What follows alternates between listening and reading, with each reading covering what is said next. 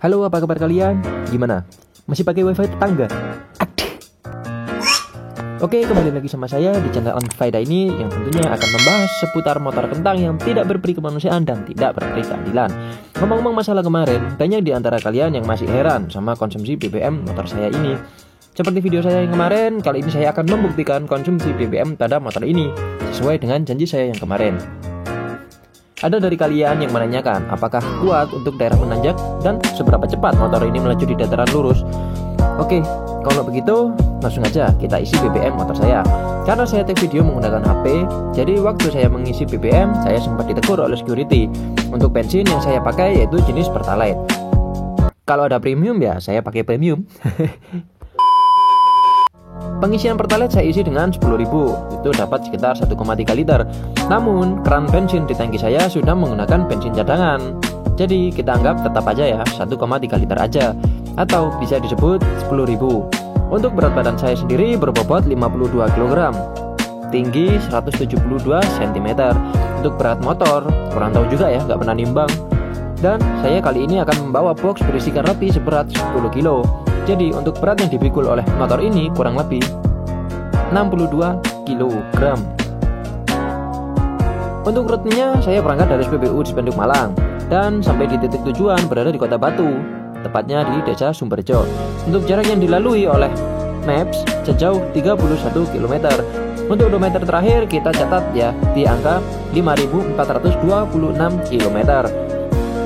Dari sini saya akan menjawab dan membuktikan apakah kuat untuk menanjak dan bagaimana dengan konsumsi BBM ketika dibawa untuk berjalan tanjakan. Sekarang saya akan mengambil jalur perjalanan dari Kota Malang naik ke Kota Batu dan sebaliknya dari Kota Batu ke Kota Malang lagi. Jika kalian orang Malang pasti tahu seperti apa medan perjalanan dari Malang dan Batu. Mungkin ada juga dari beberapa kalian yang masih belum tahu seperti apa perjalanan dari Malang dan Batu.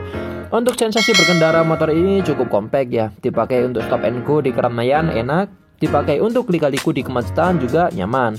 Untuk di Kota Malang sendiri kita sering banget menemukan jalan aspalan yang masih tambalan dan tidak rata. Namun motor ini mampu meredam tambalan tersebut dengan baik.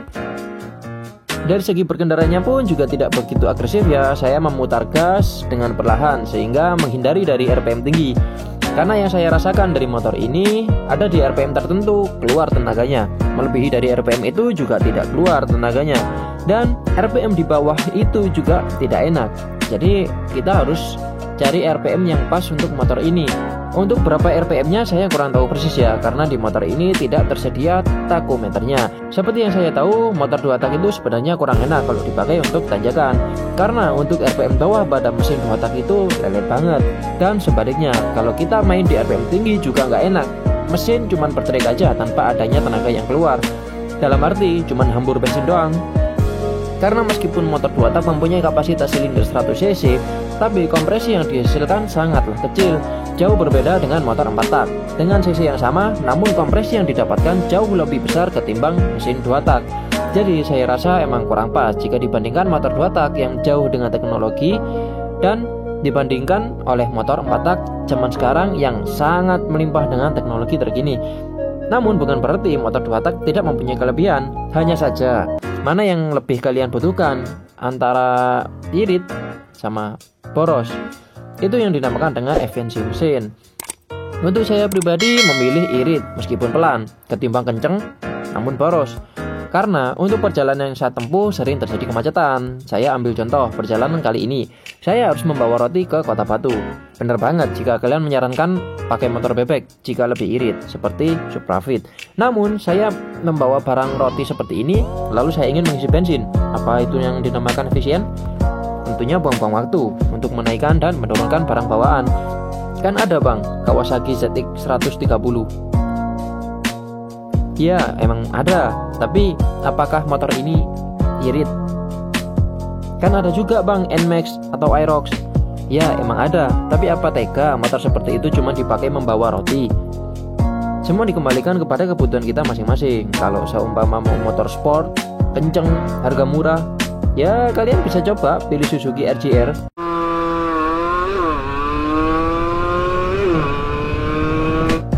Kalau kalian pernah mencoba motor ini, silahkan komen di bawah. Akhirnya saya sampai juga di rumah dengan kondisi selamat, aman, lancar, dan barokah. Untuk bensinnya sebenarnya saya masih belum habis, dan dari keran bensin masih tetap di bagian on, bukan reserve ya, namun sudah mulai berbet-berbet. Langsung saja kita lihat bagian odometernya yang ternyata sudah menginjak 5.483 km. Jadi langsung saja kita hitung dengan odometer sebelum berjalan. 5.483 km dikurangi 5.426 km, dan hasilnya yang kita dapat 57 km. Berarti kita bisa mengambil kesimpulan bahwa motor ini dengan Rp10.000 bisa menempuh jarak 57 km dengan kondisi jalan yang menanjak. Untuk beban angkut yang dibawa motor ini 62 kg dan kondisi jalan menanjak dan menurun.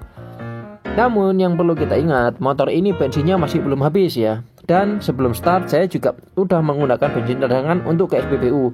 Jadi kalau bensin cadangan udah dipakai, ketika diisi bensin tadi itu harus mengisi cadangannya dulu, baru dia bisa dipakai.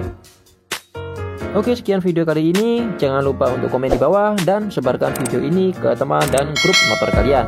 Ingat selalu dan jangan lupa beribadah. See you on next video.